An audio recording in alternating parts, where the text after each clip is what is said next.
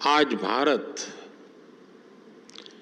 गुरु पूर्णिमा का पवित्र पर्व मना रहा है। सबसे पहले मैं आप सभी को और सभी देशवासियों को ज्ञान और अध्यात्म के इस पर्व की बधाई देता हूं।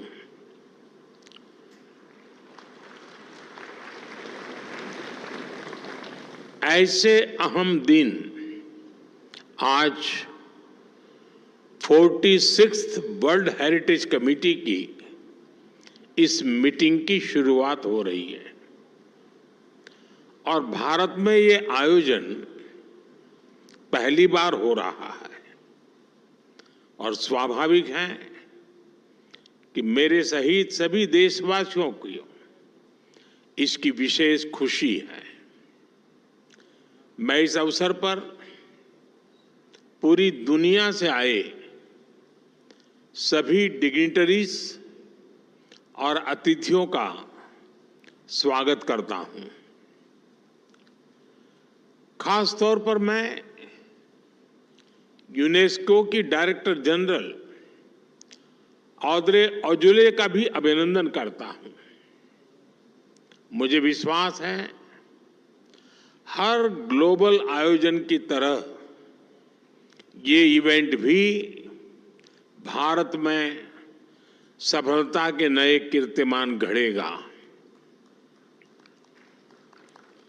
साथियों, अभी मैं विदेशों से वापस लाई गई प्राचीन धरोहरों की प्रदर्शनी भी देख रहा था। बीते वर्षों में हम भारत की 350 से ज्यादा प्राचीन धरोहरों को वापस लाए हैं। प्राचीन धरोहरों का वापस आना ये वैश्विक उदारता और इतिहास के प्रति सम्मान के भाव को दिखाता है। यहां इमर्सिव एग्जीबिशन भी अपने आप में एक शानदार अनुभव है। जैसे जैसे टेक्नोलॉजी इवॉल्व होगी, इस क्षेत्र में रिसर्च और टूरिज्म की अपार संभावनाएं भी बनती जा रही हैं। फ्रेंड्स, वर्ल्ड हेरिटेज कमेटी का ये कार्यक्रम भारत के लिए एक गौरवशाली उपलब्धि से जुड़ा है।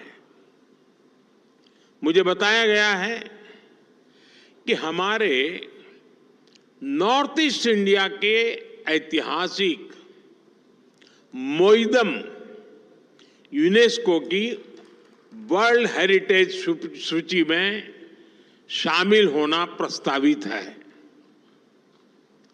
ये भारत की 43rd वर्ल्ड हेरिटेज साइट और नॉर्थ ईस्ट इंडिया की पहली धरोहर होगी जिसे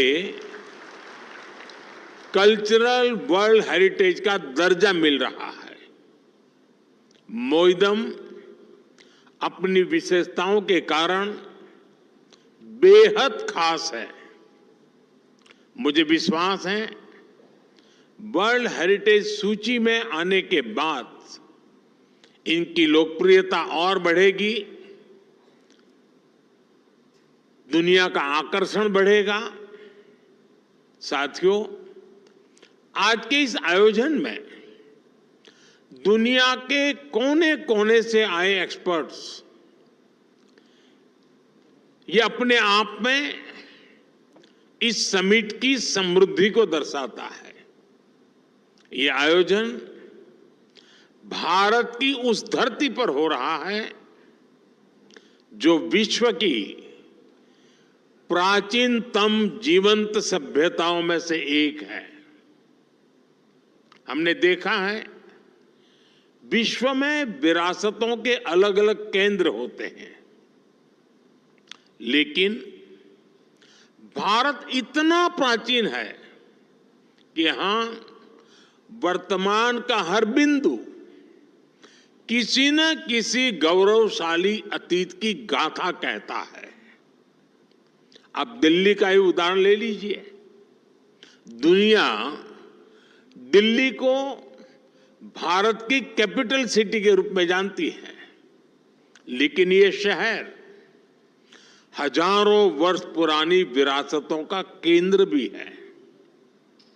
यहां आपको कदम कदम पर ऐतिहासिक विरासतों के दर्शन होंगे।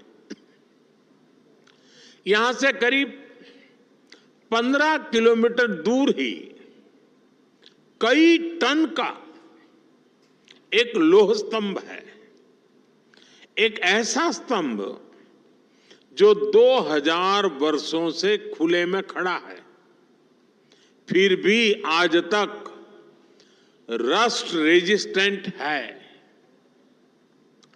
इसे पता चलता है कि उस समय भी भारत की मेटलर्जी कितनी उन्नत थी। स्पष्ट है कि भारत की विरासत केवल एक इतिहास नहीं है, भारत की विरासत एक विज्ञान भी है। भारत की हेरिटेज में टॉप नॉच इंजीनियरिंग की एक गौरवशाली यात्रा के भी दर्शन होते हैं। यहां दिल्ली से कुछ सैकड़ों किलोमीटर दूर ही 3500 मीटर्स के एल्टीट्यूड पर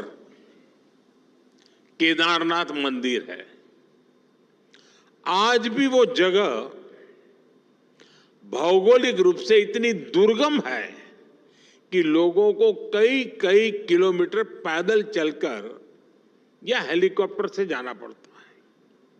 वो स्थान आज भी किसी कंस्ट्रक्शन के लिए बहुत चैलेंजिंग है। साल के ज्यादातर समय बर्फबारी की वजह से वहां काम होना पाना असंभव है। लेकिन आप ये जानकर हैरान रह जाएंगे कि केदार घाटी में इतने बड़े मंदिर का निर्माण 8वीं शताब्दी में हुआ था। उसकी इंजीनियरिंग में कठोर वातावरण और ग्लेशियर का पूरा ध्यान रखा गया। यही नहीं, मंदिर में कहीं भी मॉर्टर का इस्तेमाल नहीं हुआ है, लेकिन वो मंदिर आज तक अटल है। इसी तरह दक्षिण में राजा चौल द्वारा बनाए गए बृहदीश्वर मंदिर का भी उदाहरण है। मंदिर का आर्किटेक्चरल लेआउट, हॉरिजॉन्टल और वर्टिकल डायमेंशंस, मंदिर की मूर्तियों, मंदिर का हर हिस्सा अपने आप में आश्चर्य लगता है। फ्रेंड्स, मैं जिस गुजरात राज्य से आता हूं, वहां धोलावीरा और लोथल जैसे स्थान है। धोलावीरा में 3000 से 1500 BCE पहले जिस तरह की अर्बन प्लानिंग थी, जिस तरह का वाटर मैनेजमेंट सिस्टम और व्यवस्थाएं थी, वो 21वीं सदी में भी एक्सपर्ट्स को हैरान करते हैं। लोथल में भी दुर्ग और लोअर टाउन की प्लानिंग, स्ट्रीट और ड्रेन्स की व्यवस्था, ये उस प्राचीन सभ्यता के आधुनिक स्तर को बताता है। फ्रेंड्स, भारत का इतिहास और भारतीय सभ्यता ये सामान्य इतिहास बोध से कहीं ज्यादा प्राचीन और व्यापक है। इसलिए जैसे जैसे नए तथ्य सामने आ रहे हैं, जैसे जैसे इतिहास का वैज्ञानिक वेरिफिकेशन हो रहा है, हमें अतीत को देखने के नए दृष्टिकोण विकसित करने पड़ रहे हैं। यहां मौजूद वर्ल्ड एक्सपर्ट्स को उत्तर प्रदेश के सिनौली में मिले सबूतों के बारे में जरूर जानना चाहिए। सिनौली की फाइंडिंग्स कॉपर एज की हैं, लेकिन ये इंडस वैली सिविलाइजेशन की जगह वैदिक सिविलाइजेशन से मेल खाती है। 2018 में वहां एक 4000 साल पुराना रथ मिला है। वो हॉर्स ड्रिवन था। ये शोध इन नए तथ्य बताते हैं कि भारत को जानने के लिए अवधारणाओं से मुक्त नई सोच की जरूरत है। मैं आप सभी से आह्वान करता हूं, नए तथ्यों में, उसके आलोक में इतिहास की जो नई समझ विकसित हो रही है, आप उसका हिस्सा बने, उसे आगे बढ़ाएं। फ्रेंड्स, हेरिटेज केवल हिस्ट्री नहीं, बल्कि ह्यूमैनिटी की एक साझी चेतना है। हम दुनिया में कहीं भी किसी भी हेरिटेज को देखते हैं तो हमारा मन वर्तमान के जियो पॉलिटिकल फैक्टर से ऊपर उठ जाता है। हमें हेरिटेज के इस पोटेंशियल को विश्व की बेहतरी के लिए प्रयोग करना है। हमें अपनी विरासतों के जरिए दिलों को जोड़ना है। और आज 46th world heritage committee meeting के माध्यम से भारत का पूरे विश्व को यही आह्वान है, आइए हम सब जुड़े एक दूसरे की विरासत को आगे बढ़ाने के लिए। आइए हम सब जुड़े मानव कल्याण की भावना के विस्तार के लिए। आइए हम सब जुड़े अपनी हेरिटेज को संरक्षित करते हुए टूरिज्म बढ़ाने के लिए, ज्यादा से ज्यादा रोजगार के मौके बनाने के लिए। फ्रेंड्स, दुनिया ने वो दौर भी देखा है जब विकास की दौड़ में विरासत को नजरअंदाज किया जाने लगा था, लेकिन आज का युग कहीं ज्यादा जागरूक है। भारत का तो विजन है विकास भी, विरासत भी। बीते 10 वर्षों में भारत ने एक और आधुनिक विकास के नए आयाम छुए हैं। वहीं विरासत पर गर्व का संकल्प भी लिया है। हमने विरासत के संरक्षण के लिए अभूतपूर्व कदम उठाए हैं।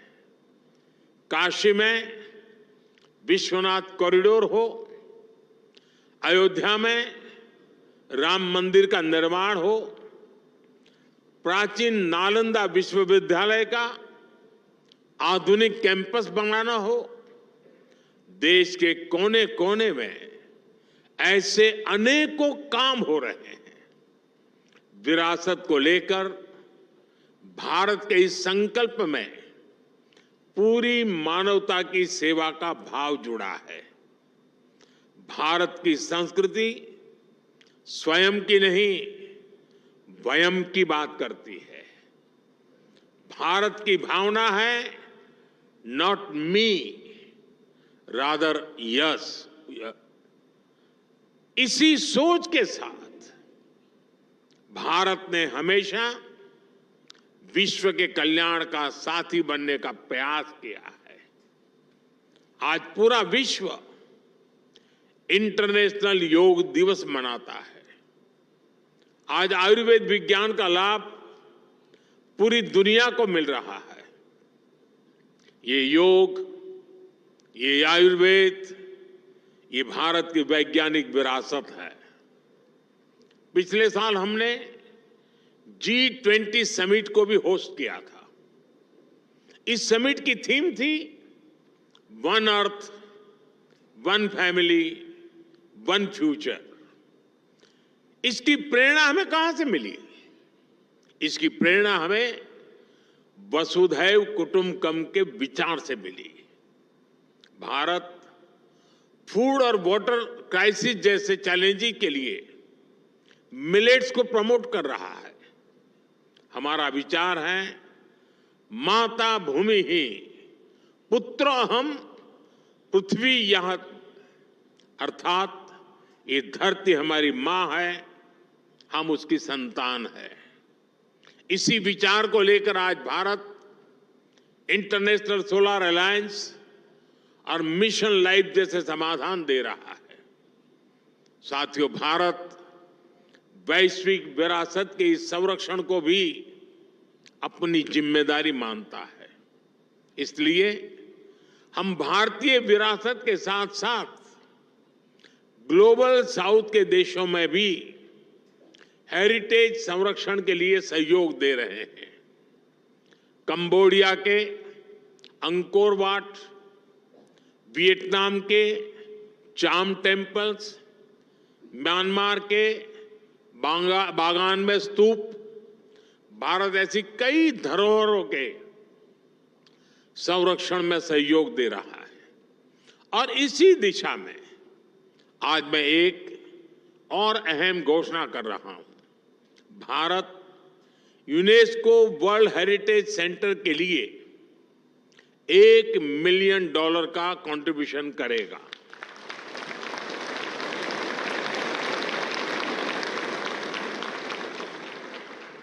ये grant capacity building, technical assistance और वर्ल्ड हेरिटेज साइट्स के कंजर्वेशन में प्रयोग होगी। विशेष रूप से ये पैसा ग्लोबल साउथ के देशों को काम आएगा। भारत में युवा प्रोफेशनल्स के लिए वर्ल्ड हेरिटेज मैनेजमेंट में सर्टिफिकेट प्रोग्राम भी शुरू हो गया है। मुझे विश्वास है कल्चरल और क्रिएटिव इंडस्ट्री ग्लोबल ग्रोथ में बड़ा फैक्टर बनेगी। साथियों, आखिरी में मैं विदेश से आए सभी मेहमानों से एक और अनुरोध करूंगा।